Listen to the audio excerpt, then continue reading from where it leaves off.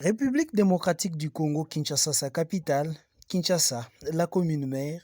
Il est exactement midi quand les coordonnateurs des communicateurs du changement pour la nation, CCN en sigle, Maître Papidjo Songandu Mwendela Bwenda, membre de l'Union sacrée, fait son entrée au marché Tipka Sombazigida.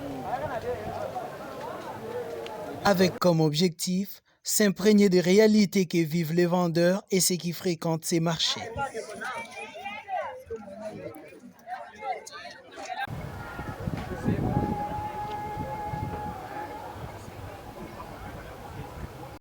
Un vrai homme de droit, tout commence par les bureaux de la police qui gèrent cette partie de la municipalité. Nous sommes venus au bureau de la police, ici au marché Tipka, Sombazigida, pour s'imprégner de la situation où le peuple est bengisi pour le Béli Nabango, mettre un papier de son gando. Par rapport à les Congolais et Congolaises, ils bazali koteka na conteneur na type K. Alors, autorité municipale, donc madame la bourgmestre de la commune de Kinshasa, madame Pepito Kilala, nous allons saluer en passant, a intéressé qui va tékinyo sur un conteneur pour que va foutre la campagne de l'État. Et puis va contribuer par rapport à la salubrité où ils allaient dans le marché type K. C'est pourquoi le peuple a yoka kimbela wana malamote bengisaki biso balobeli na bango pour que tomeka ko éclairer situation wana. Alors tokokaki koya na terrain te sans que tozo autorisation ya l'État. Autorisation ya l'État oyo epesameli biso na site ya la police oyo eza awa na type K nde omoni biso tovandi na bureau ya la police ozali koexplike bango l'importance ya descente na biso sur terrain. En tout cas topesi police na biso longonya makasi mpona franche collaboration na bango ndenge bayambi biso malamu bayambi biso bien. Et donc ozali wana basali ya peuple. Je lance le message na bateki nyonso ya Zigida pour que batia bourgmestre maboko pour que wenze na biso bipai wapi tozali koteka ezala bopeto ezala kitoko comme bourgmestre ayebisaki bango que tolingi komona lisusu te moto ateka na se ya mabele.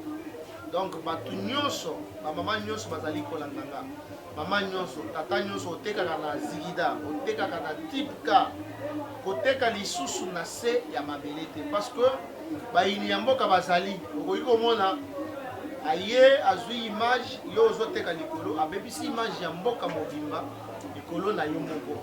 Après l'autorisation des services de sécurité, les vendeurs ont présenté les difficultés qu'ils rencontrent face aux exigences de l'État congolais à travers les autorités communales. Par semaine, tokoya kokanga ba conteneur. Depuis si bon côté bon na ka weze boy, biso ba bénéfice biso ba 300 francs ba 500. Biloko nde toteka ka awa ba 300 ba 500. Puis nga biso to proposer ba boy webi na 30 000 par semaine ko simba te. Dans la 30 000 par semaine et ça combien? Et ça le quoi 240 000. Biloko bénéfice tozozwa il y a 300 francs, 400 francs, 400 francs, 500 francs. Si vous prenez pour 240 francs, on a payé si bango. Donc, on va dire sous $50, tu payes si bango. Babi aussi qui me dit que vous fout en mode, vous kanga ba maison, vous en avez pour que va. On a réponse. On a réponse il y a mon condamnation qui se là qui va. Donc beaucoup mais ça bazongi saki bongo na réunion na wa monika okoka ba conditionna te akanga na ya ke vanda na ndako. Siko tobi boete au moins net bobi bolo ngwa salite so tali biso bilo pe to teka eza ya salite te. Ba mo ba yi ba ko salite est-ce que ngala teka ba makasa na banini wana ai ba yi ba dépôt. Bon siko pona ko sunga ke to sunga ke salite longwa. Au moins par mois, tu payes 30 000 euros. Mais par semaine, 30 000 euros. Et puis, si tu as $50 chaque mois, et comme le roi a autonomie, ma belle l'État te boit et bon, on va taxer au foot. Alina Baxandé, au foot à ma belle l'État. Ma belle l'État est égal à Mukanda au biseau de foot. Je sais que tu as sur 50 $. Bénéfice à côté, nous allons moins. Futa transport à biloko, futa mutasala à moussala. Na moi, moi, tu as combien? Pose déjà 50 $. Pour le trimestre, 150, ça veut dire un mois 50 $, un mois 50 $, un mois, au fout à 50 $. Ce que tu as bénéfice, c'est la moitié. L'État, tu as fout en dégaine, il faut que tu fout à Mikanda à l'État. Babela l'État, il y a un fout à Nini. Salité n'a bien au retour à Makamba,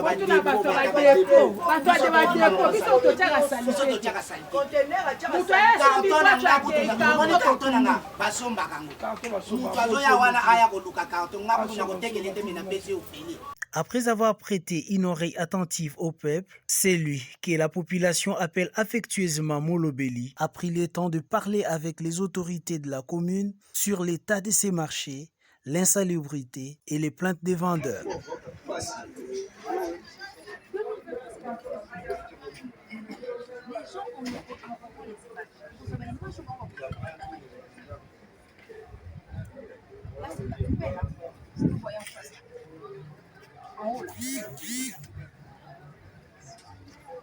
Il y a une canalisation. Il y a une canalisation qui passe par là. Mais moi, il est que ça pour ma première aux ailes. Ce que je qui vole, on va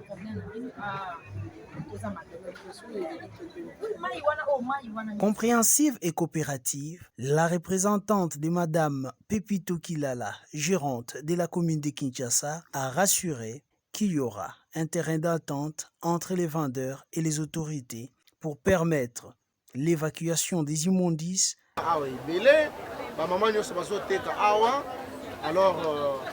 il faut que avec apport ya mutunyoso ekoki kosunga to louer ba mituka oyo ekoki kokende kobwaka ba salité wana oteya nsele. C'est comme ça qu'il a été demandé dans mutunyoso que avec ces 30 000 francs ça peut permettre que Caterpillar eya et même ba biloko wana ekini. Montant oyo ya mibale eza ya 150 $. 150 $ wana eza par mois te eza par trimestre par rapport au loyer. Parce que dans le but, les sols et les sous-sols appartiennent à l'État. Donc, Moutou, au conteneur. Supposons par exemple que au fouti, il y a ouverture, au conteneur. Mais seulement, au revendre bongo pambate, au revendre au fouta trimestriellement. Et là, on a le loyer, on a le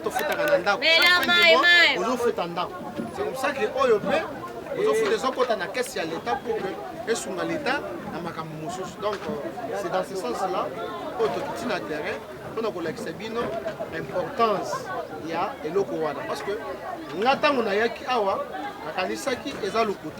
le temps que tu as un bourgmestre à expliquer, à reconnaître que Mukanda wana ezaya ya bango.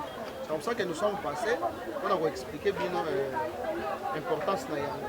Donc merci ndenge o émission na bosembo pe bola munusu. Josephine